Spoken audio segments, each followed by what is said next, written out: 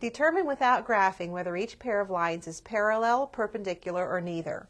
We have the line y equals negative 2x plus 5 and 2y minus x equals 6.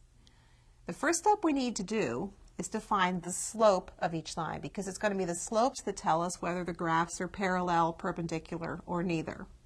So we start with the first line, y equals negative 2x plus 5, and we can read directly from this that the slope is negative 2, because this is already written in slope-intercept form.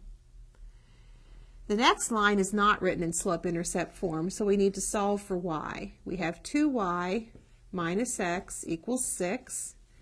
Adding x to both sides gives us 2y equals x plus 6.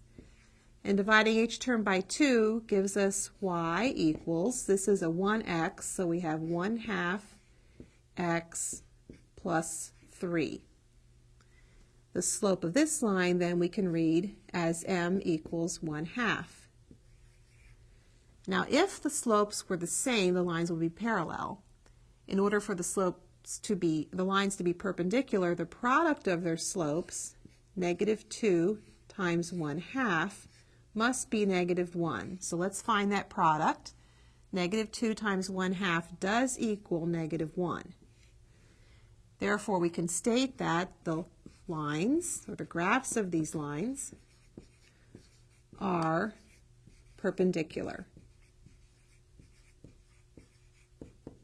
And that's because the product of their slopes was negative 1.